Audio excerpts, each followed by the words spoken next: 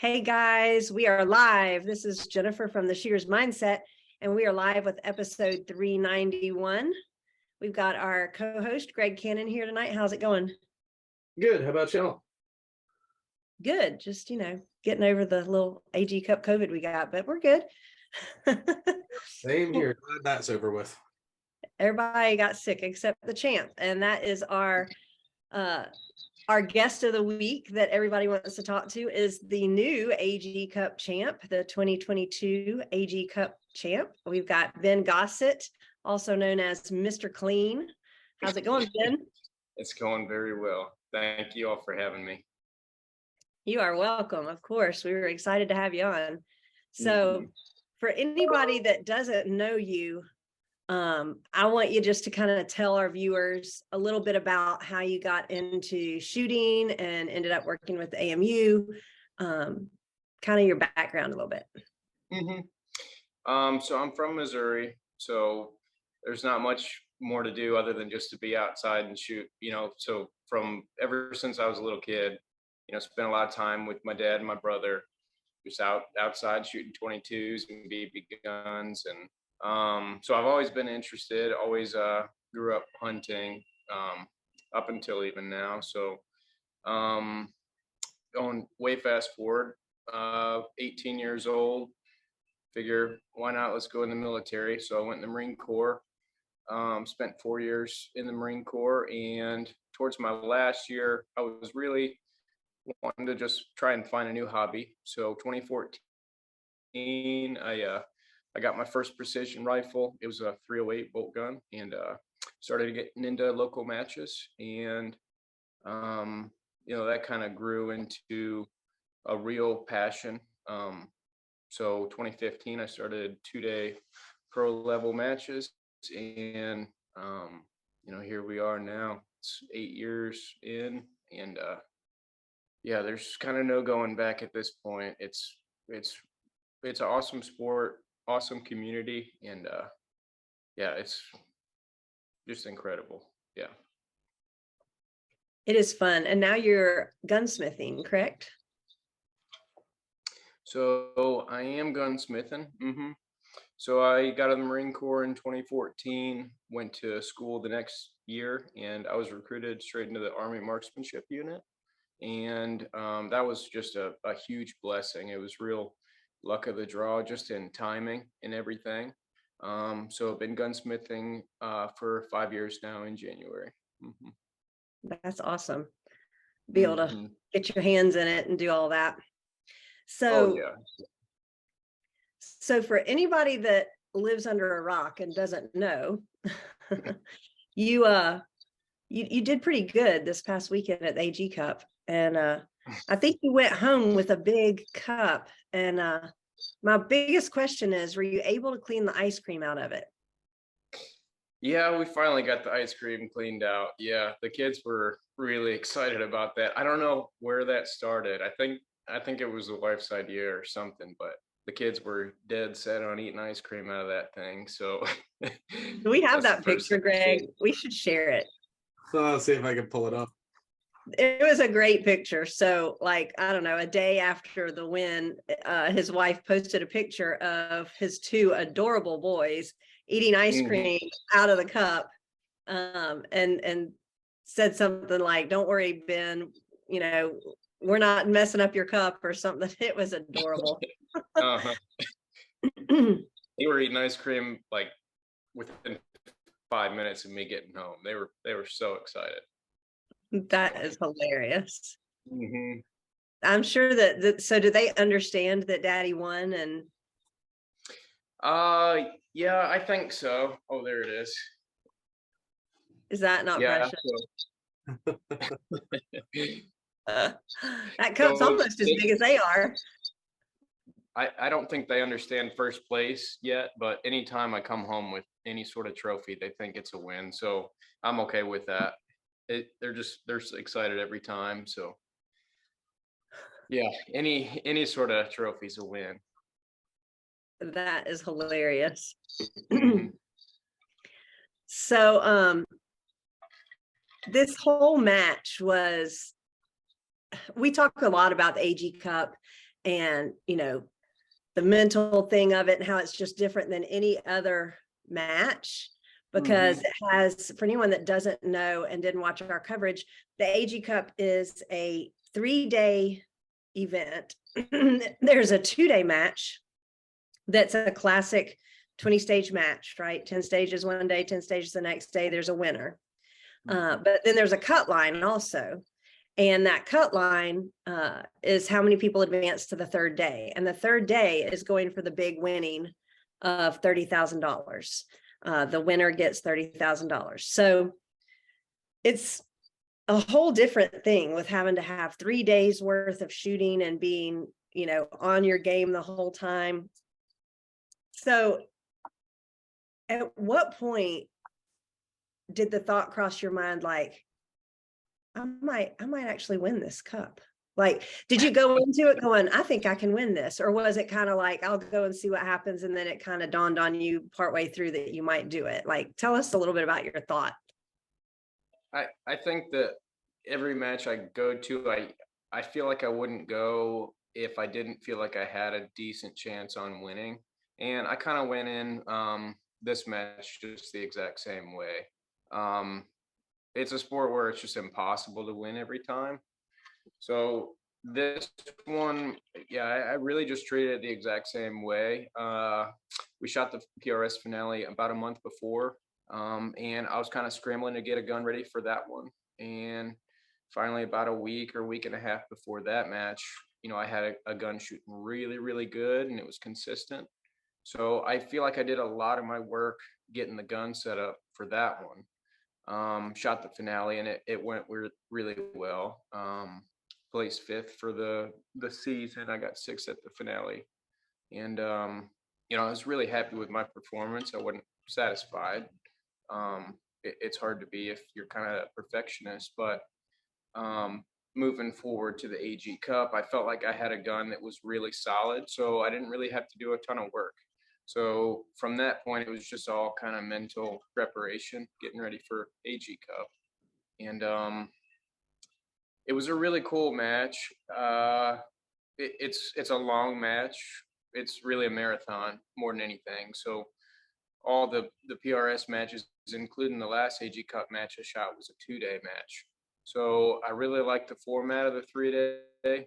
And yeah, it's just a mental grind.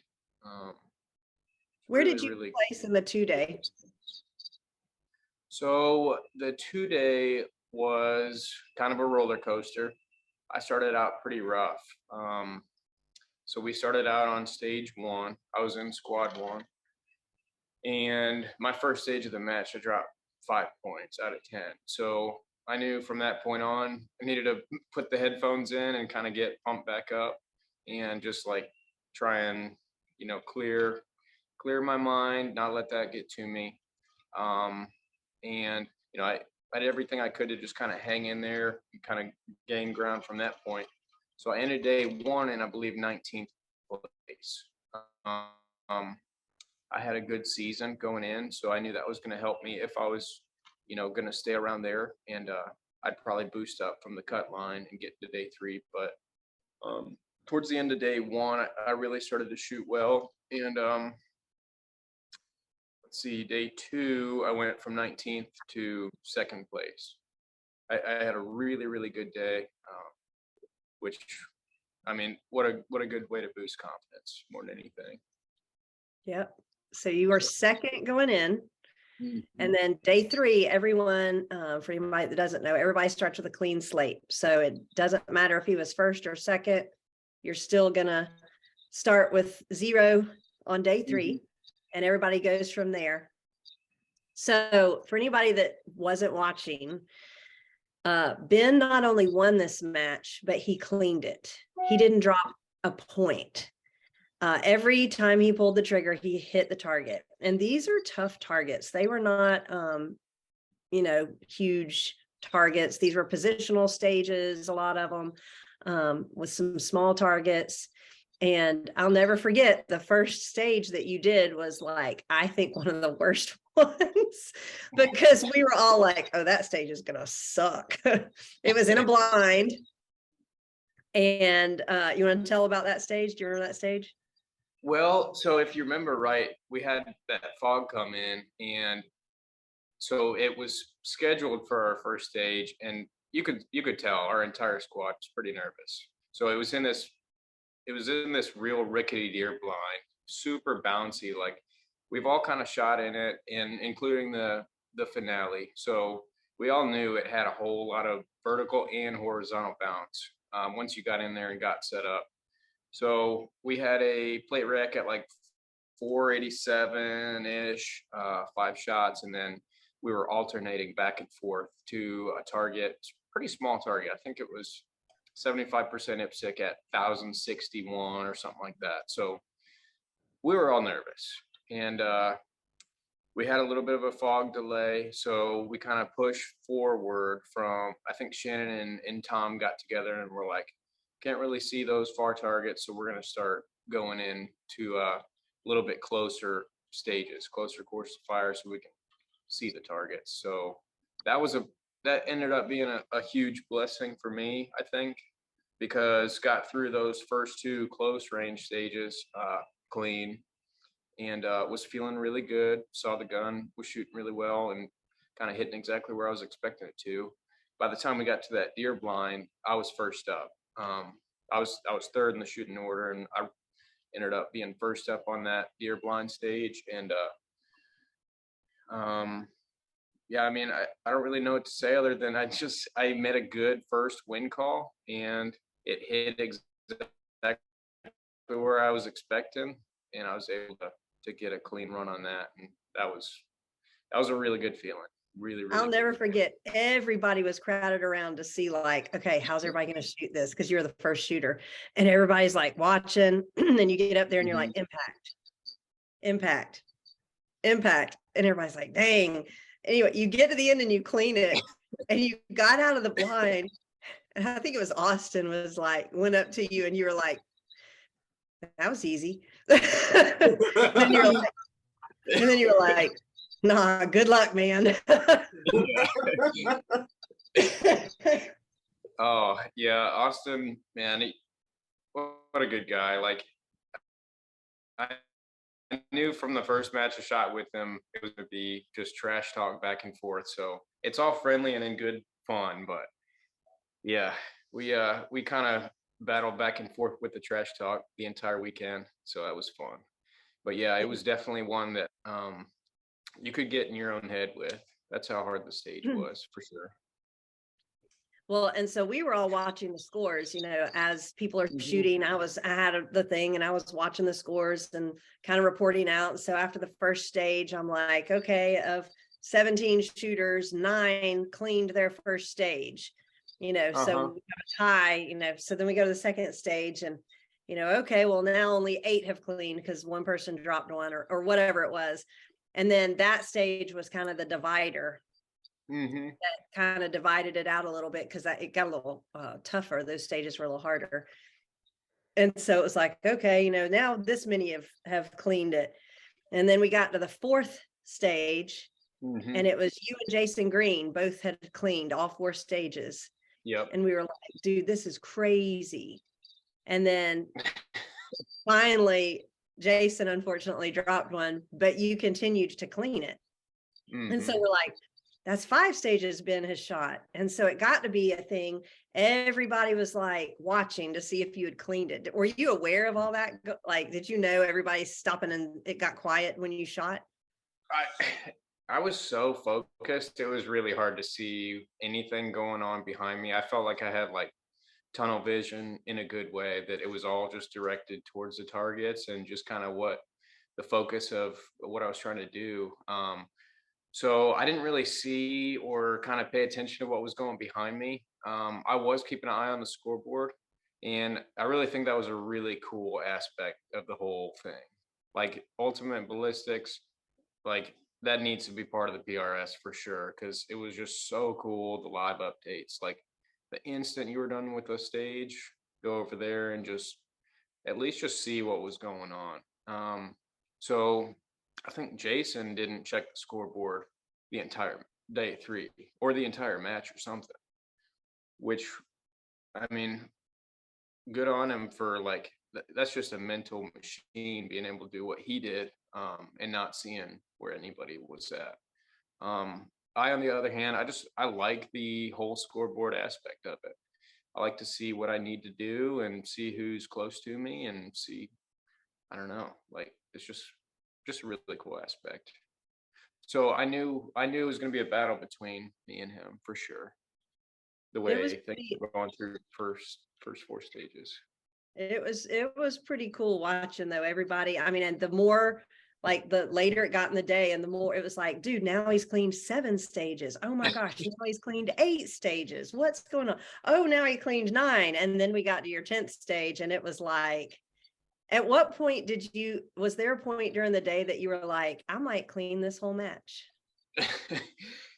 um, so after the deer blind, which was stage 3, and then the following stage, stage 4, was kind of the long range, like far to near 10-shot stage. And it was just under 1,000 all the way into like 750.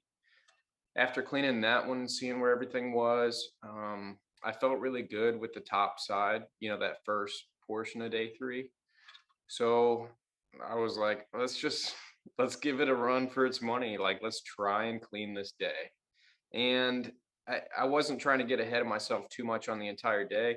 I was just trying to go stage by stage and shot by shot. And the targets were hard, like you said earlier.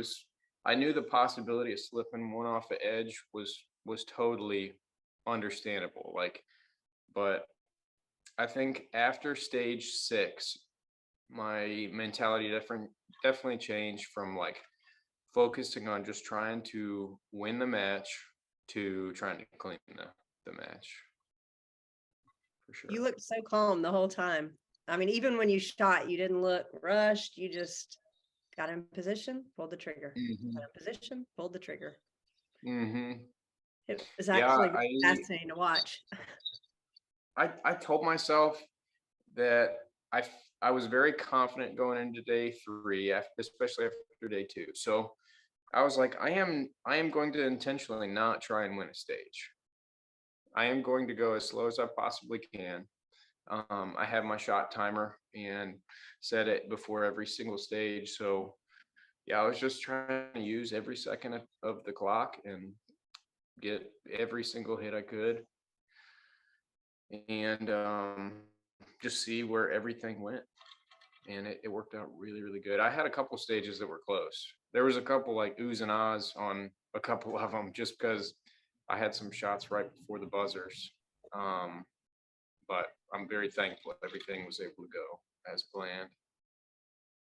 I'm glad too. It made for really entertaining shooting. It really did. Mhm. Greg, are there any lives? There are. I think there'd be a lot. The first live is from Prentice Wink. He wants to know if anybody knows how much Santa Claus pays to park the sleigh. No, he said it's the parking's on the house.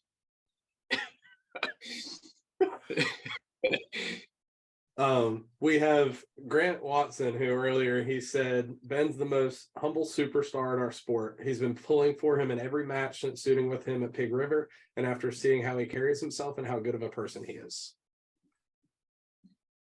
Thank you, Grant. That means a lot. Whitney and Regina both said that he always shoots smooth, and Clay asked, does Ben know that he's our hero? Well, he's my hero. Ashley said, has Ben done the dishes yet? Oh. Gotta do my chores. Just because you're a superstar doesn't mean you can get away without doing your chores. I'm gonna get in trouble with her.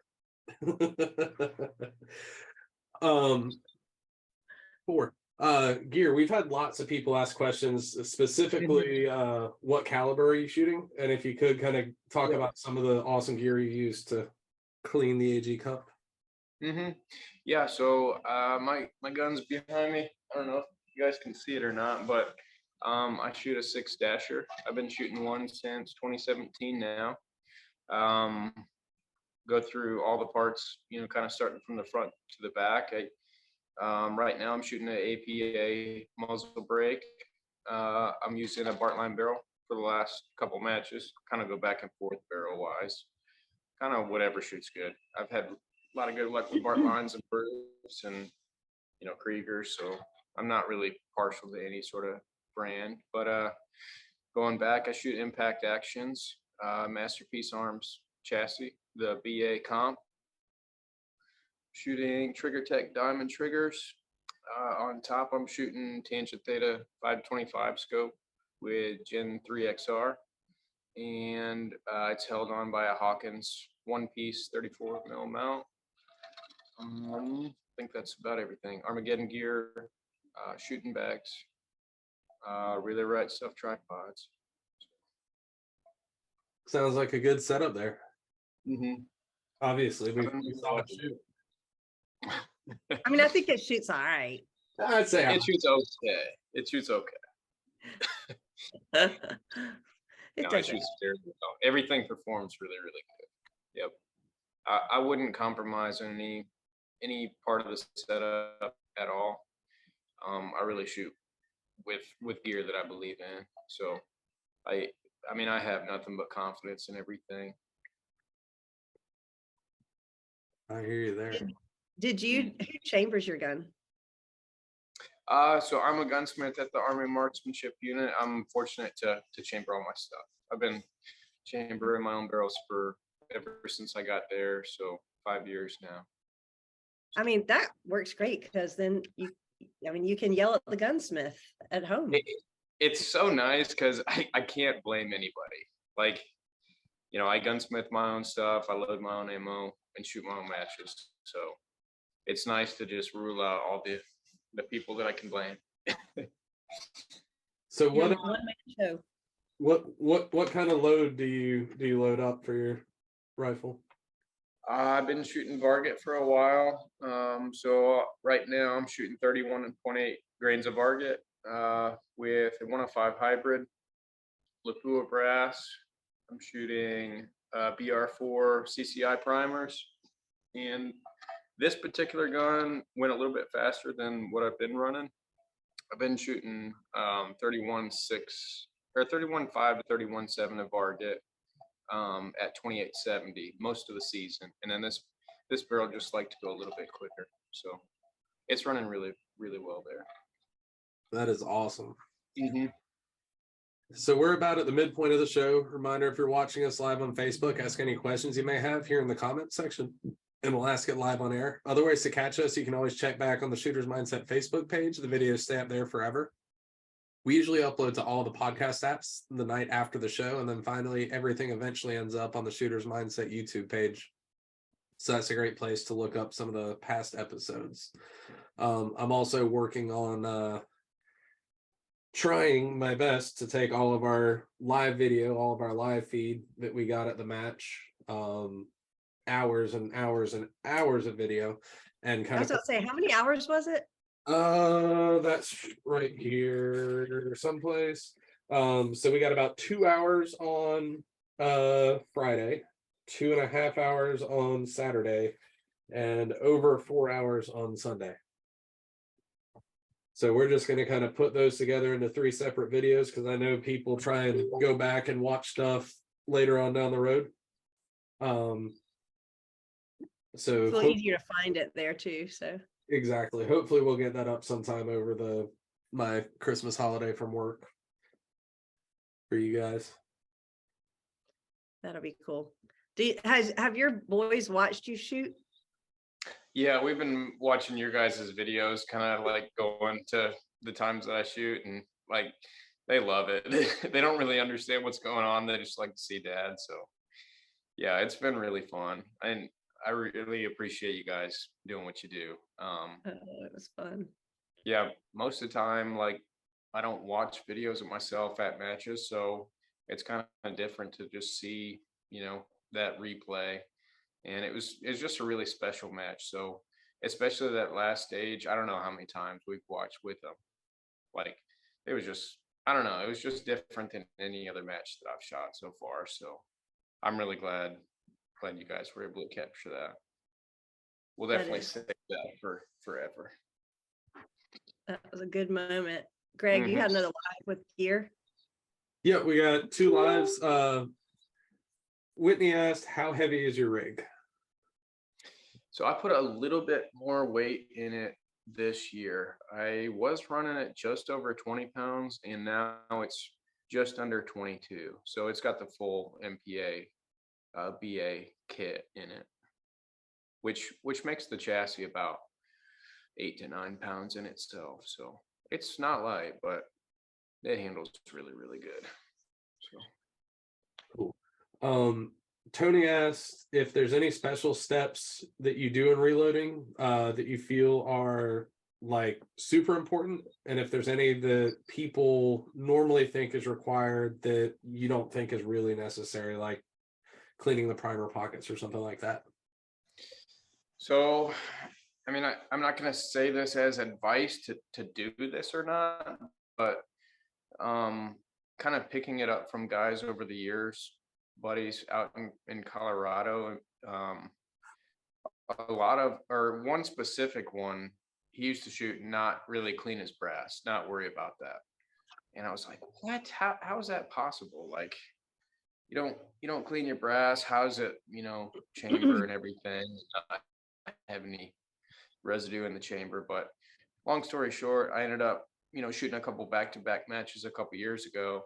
And I was like, screw it. I'm not going to clean my brass. I'm going to see how it runs. And so I from that point on, it ran really well. It shot as good as ever. And I think I won a couple matches out of that, span of 4 or 5 in a row.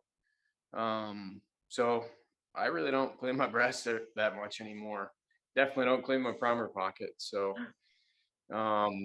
it just keeps shooting, and I don't have any issues with it. So I would at least just not really advise, but be willing to mess with trying that out. So as the far trick as like to win in the AG Cup is to have dirty brass. just shoot dirty brass. Yeah, just save your time. Yep.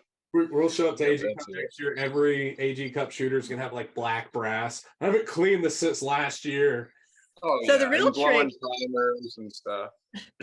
the real trick is the time that you would have spent cleaning your brass, you're supposed to spend practicing, and that's how you clean the AG Cup. I mean, practicing is a little bit more important, in my opinion, than cleaning your brass. Yeah, for sure.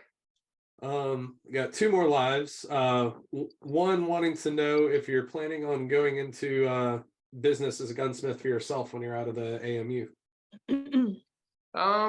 It's hard to tell. Right now, I'm kind of focused on my job currently, so I'm not really looking too much on after that career or that portion of my life. So it's definitely a possibility. I really enjoy gunsmithing. It's really satisfying, getting a gun spun up and put together and having it perform like they should. So it's definitely an option.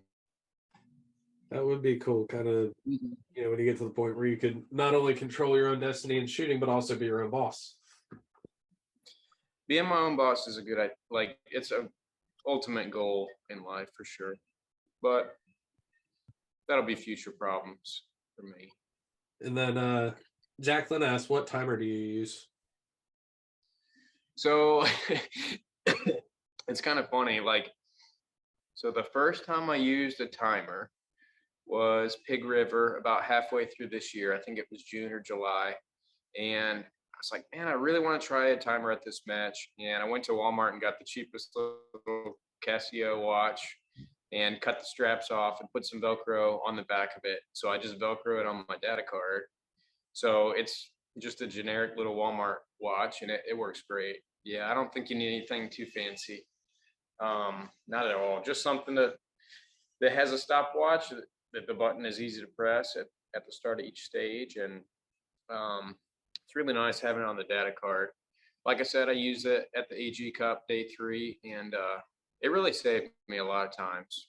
Mm-hmm. It's really nice. I watched a video from you guys where remember we were shooting off the bunk or out of the bunker off the top and in between.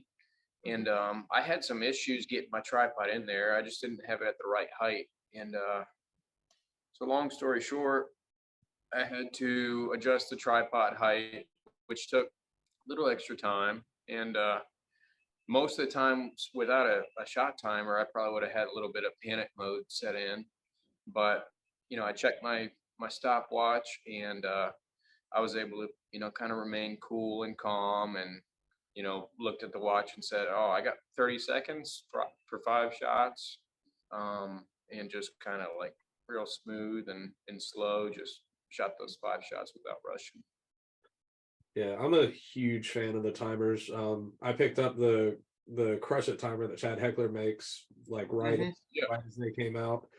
And it's a little bit more expensive than the cheapest Casio watch that they sell at Walmart, but it's about the same price as just your standard run-of-the-mill data card holder, but it has a timer built into it. That's nice. Yeah. I haven't really seen how that one's run. I've seen some pictures online, and it's real nice how like big the numbers look and everything like that. So it would be smart to try one of those. Yeah, they're definitely well worth it in my mind. In my mind, I have horrible vision, and I can see it no problem. Yeah. So would you call, looking at day 3, I mean, you cleaned it, right? So was that an easy match for you? Would you say it was a hard match, the hardest match, or an easy match? Where would you rank it? It's kind of a like two-sided question, I think, because anybody that's had like a lot of stuff going for them, they'll probably say it was easy, at the time. But the mental side of it, along with just knowing that I had to be perfect to win the match, it was definitely not easy by any means. It's hard to even describe. It's really, really tough to describe. I mean, Jason Green, who was right behind you, only dropped 4 points that day. So a lot of good shooters there, but you did have a good bit of a lead there with 4 points, just because you ridiculously cleaned it all. I mean, I think Jason shot very well too, dropping 4 for the day.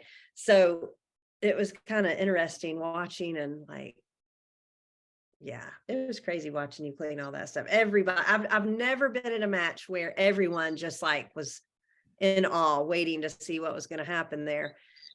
And watching you clean that last stage, everybody's reaction was, it was just crazy. What went through your head? I know you got a little emotional there at the end. I stayed back. I'll let you be, because I wanted you to have your moment. But what went through your mind when you pulled that last shot? You pulled the trigger and you heard impact on that last one. What went through your head? Yeah, just a rush of like emotions, really. Like, I felt like I was pretty emotionless the entire 10 stages until that last shot, and then I could just kind of like breathe and just let it out. And really, I think it was just an accumulation of almost a decade of striving for perfection, which I always thought it was just not achievable. And so that very last shot was really special to me. I took an extra second or two, and versus normal kind of shooting pace. And once I heard him call impact, it was just like, how did that even happen? It was so special. It was, yeah, man. I've watched that shot so many times on your guys' video. Yeah, I just hope I never forget how special that was. I don't know if it's something that I'll ever be able to do again, but it was just really, really cool. And there was 60-ish people all standing behind you, just watching in anticipation for that, because everyone figured out what was going on, and you could see, people were tracking and starting to migrate over that way as you were getting ready to shoot. And I think that I forgot there was still a match going on by the time you took your last shot. We're sitting there, we're like, oh my gosh, that's so cool. And then you hear gunshots. Oh, there's other people shooting too. Maybe we should. Yeah. Yeah. So I wasn't really paying too much attention behind me, like I said earlier, but I could sense like the presence of more and more eyes. Every stage I got like closer to finishing, you could tell like it was just getting quieter and quieter overall. And I don't know, it was really cool that I was able to hold it together, to be honest. So you didn't hear anybody behind you saying, and this is the shot. If he makes this impact, that's $30,000. No, no, I couldn't hear a single thing. I've had that question asked to me a lot, and I think if I didn't even have ear pro on, I wouldn't have been able to even hear my gun go off. Like that's how focused I was. And yeah, I didn't hear any of it until the video came out. So that was kind of funny. That was cool to add to the drama too. I was like, well, if he gets this shot, then and then it was like, okay, now will he clean it? You know, you still had 3 more shots to see if you'd clean it. So that was fun. Mm-hmm. Yep. So we'll see if it ever happens again. But I mean, wow. I don't think Yeah. anyone's ever cleaned a 2-day, have they? So a 2-day, I don't think so. I've heard of a couple times where a single day out of the 2-day match has been cleaned. I've never done it. The best I've ever done was maybe dropping 3 or 4 on a single day. So that's always been a goal of mine to clean a day, but for it to happen at such a big match, wow. Like Arguably, the most I still challenging. can't. Yeah. Yeah. And it's still going to take, I think, a little bit more time to register fully, but it still is just kind of, I'm in shock a little bit. I bet. Did you spend any of the money yet? No, not yet. I'm gonna save it first.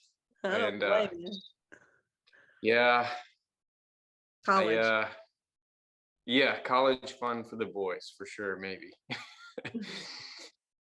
Yep. Speaking of money, Yeah, so that was a crazy weekend. so you got $30,000 for winning the final match. Hmm. Also, how many stages did you win in addition to that? I won one the first day. I won 2 the second, and I actually won 1 the third day. So I was able to come out with 4 stage wins and then the overall as well. So And then for those of you that don't know, at the AG Cup, in addition to the giant cash payouts for the winners of the match, the winner of every stage that I think it turned out to be the fastest clean on every stage because it's most points and least time. They get $1,000 per stage win as well. So that is quite the high stakes match. Yep. yeah, and that's such a cool aspect of the sport because you see so many people kind of alter their like game plan a little bit. Most people shoot, slow and methodical. There's a couple guys that are super smooth and just naturally shoot fast, but it was kind of fun, especially being in my position day 3, where a lot of guys just decided to go for stage wins, and like I was about the whole day just changed. It was so fun at that point. You changed a lot of people's strategy because they were all like, I'm not going to win it now. Let me just get, and so people got to where they were just like, I mean, it was funny. Everybody was like, what do you get? What do you get? It became all about the stage wins. Oh, he got this. I'm going to go faster than that. And everybody was just determined to go faster. And so it kind of got really funny, the bantering back and forth and the talking and the here, hold my beer. Watch this, hold my beer. I like Derek walked up to the camera as we were live before going on to a stage after a couple of people had really hauled butt on it. He goes, hold my beer, y'all watch this. Oh, that's funny. Yeah. And then his iPod broke. I wish I would have. I wish I would have been able to like spectate a little bit more of that. I kind of had to go into my own little corner, but just the attitude from everybody really was like kind of a relieved feeling just to, go shoot and have fun type of thing. So it was cool to be a part of and see. Yeah, it really was. There was a lot of positive attitudes, a lot of, there Mm-hmm. wasn't a lot of like angry people storming off and, being little babies about stuff. Mm-mm. Everyone was out there. Well, that stage sucks. I might as well go for stage wins now. Woo, let's go. Yeah. So Yeah. Overall, I mean, there really wasn't, I don't remember any drama over the entire match. So yeah, that was really, that was really cool. Not that there really is at normal matches, maybe rarely once in a while, but this was really laid back.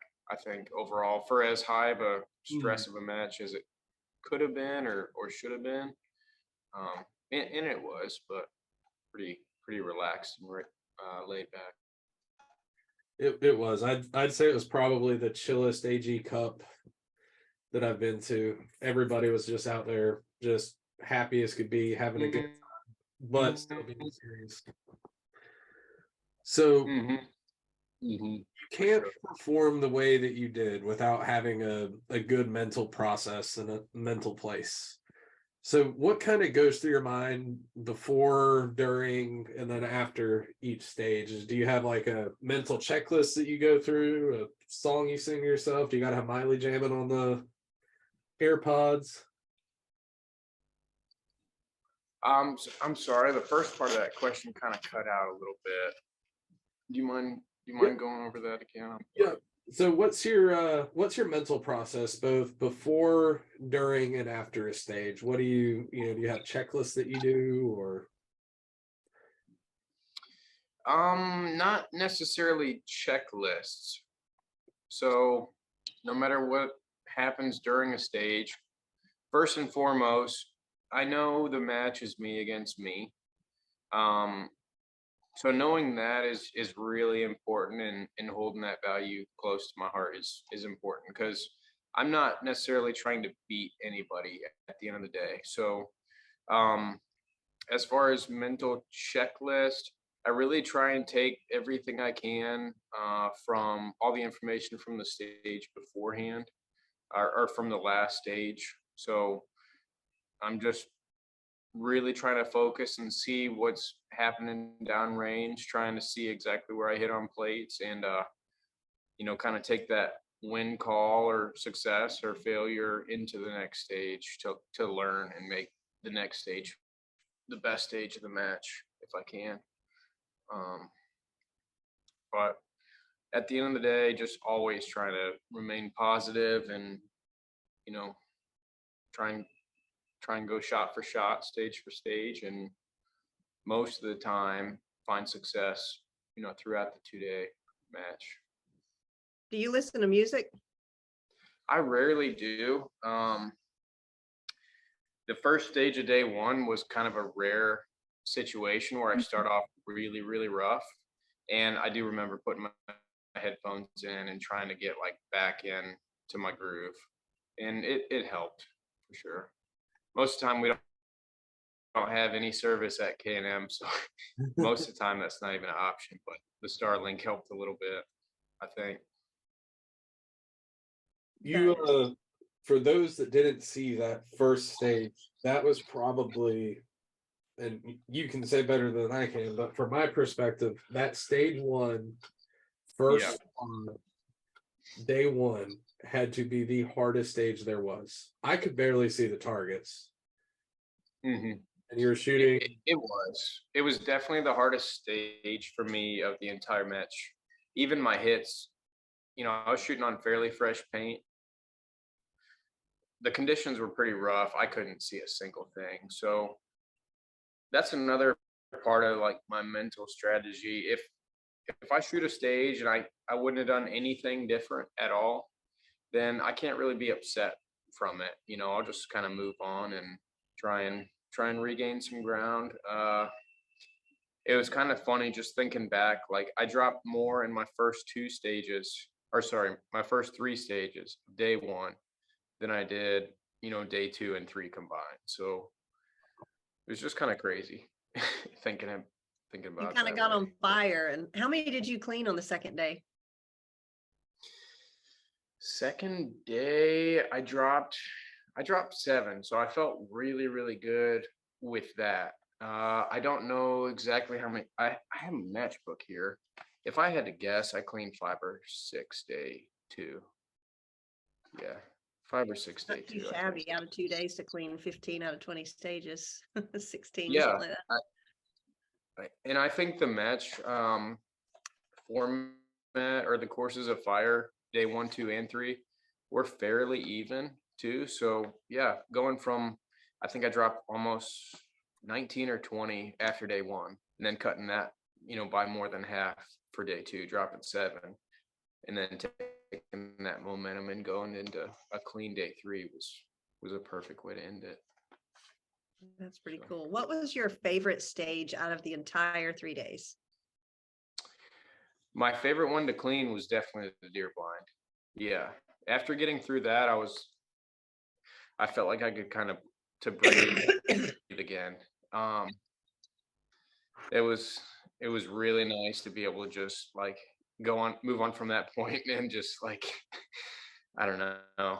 Like I knew the potential for that stage could have been easily a drop in 5 or something like that. So did I lose you? No, we're still here. I remembered we got this awesome ultimate ballistics thing. So I went over there. Yeah. You did 5 stages on day 2. Oh, what's that? I forgot about this super awesome ultimate ballistics thing. So I went in and I Yeah. pulled your scores. You cleaned 5 on day 2. Okay, Mm. cool. Yeah, good deal. Yeah, I'll have to get back on there and kind of analyze a little bit more.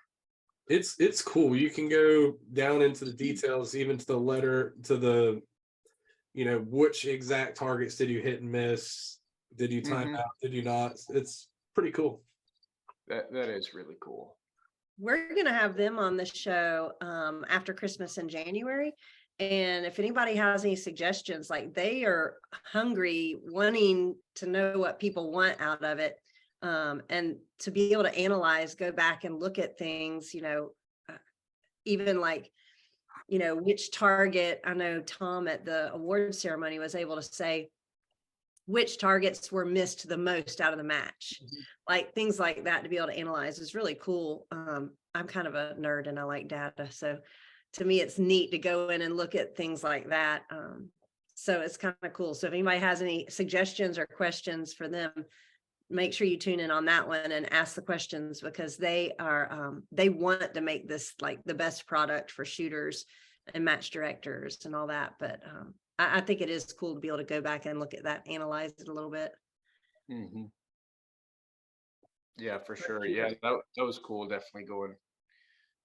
What was it? Was it the first day? Let's see, first day.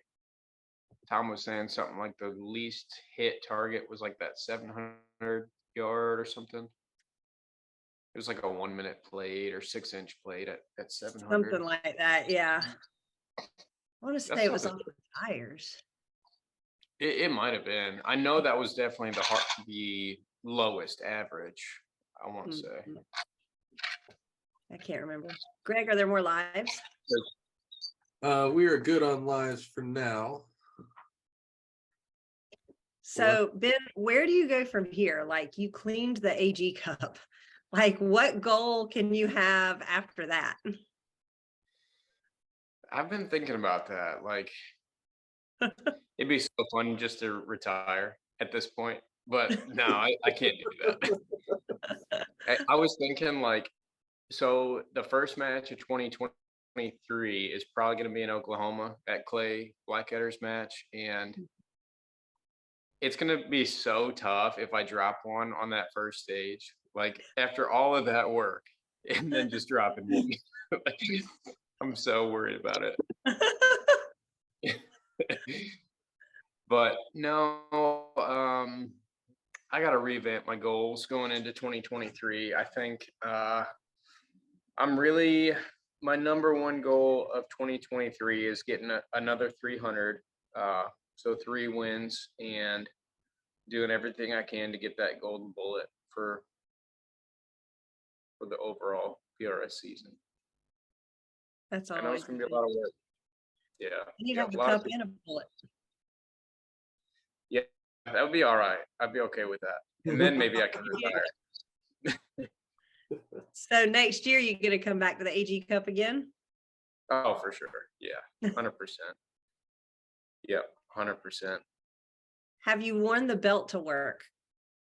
No, not yet. I haven't won the Dad belt. wore it to work for like a month. I need to wear it. Maybe I'll wear it in tomorrow or next week or something. But say, I don't think he actually took it off for the first month. Who's that, me or Chad? Chad. He had pictures of him at work with the belt on. Oh, that's funny. Yeah. I mean, anybody who's won that really earned it. So, I mean, that's cool. It's super cool. Like, yeah, I got it behind me here. So I'll definitely look at it probably about every day. Hopefully I don't have to hand it back to someone else next year. That's right. We've never had anybody that won it twice. No, not yet. You could do it back to back. That'd be all right. I'd be pretty ecstatic. It probably won't be a clean, but it's doable. Going back You never to know. that. It's doable. Apparently it's doable by Ben Gossett with dirty brass. With dirty brass. Yeah. So boys and girls, don't clean your brass. Just practice more. And get a really good gunsmith to spin your barrel up. Yeah, for sure. That definitely helps. Yeah, the Now gun everybody's really shot good this year. Now everybody's going to be hitting you up wanting you to spin their barrels. Yeah.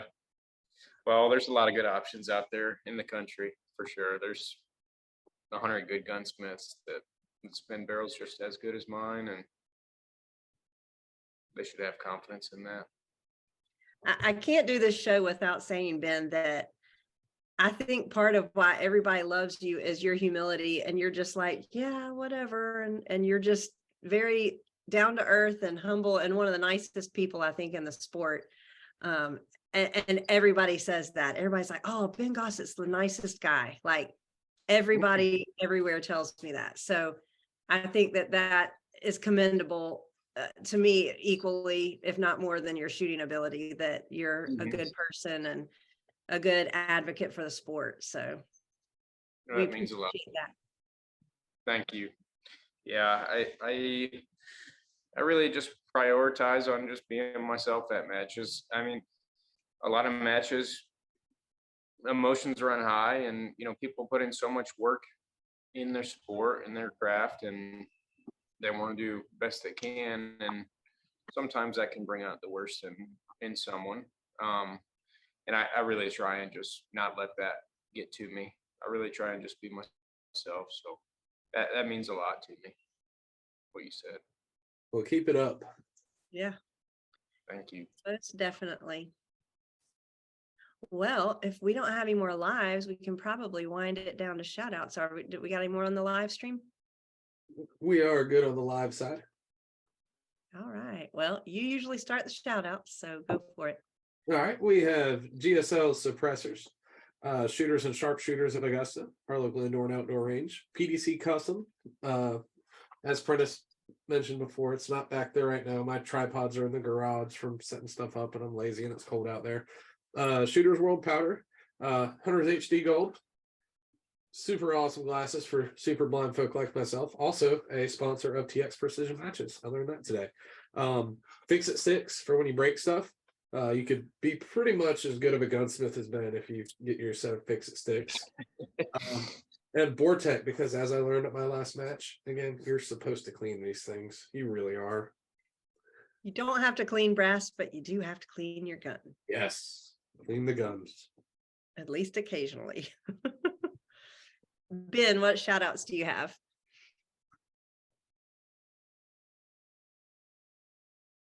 I think he's frozen. I was just impressed at how nice of a smile he held the whole time. I thought he was just smiling. Yeah, me too.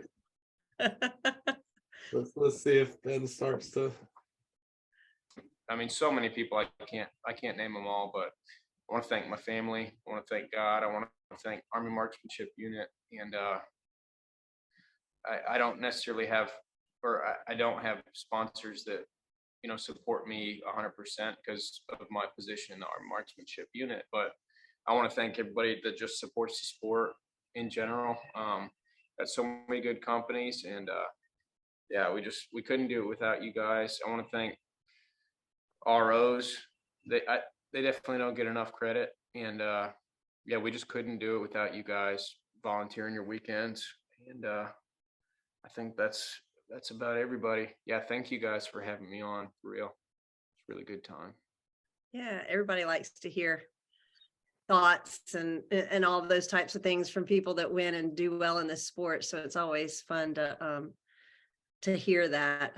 So and then for my shout outs, I just want to shout out my husband, who lets me go run around and go to matches and do these things, covering for the Shooters Mindset, and gives me up every Tuesday night to do this, even when it's Christmas week and we need to Christmas shop and all that. So shout out to him for doing that. And we'll see, maybe I'll get back into some matches this year if everything in 2023 aligns. But that will be a wrap for episode 391, and we'll see everybody in a couple weeks after Christmas. Everybody have a Merry Christmas. Merry Christmas, y'all.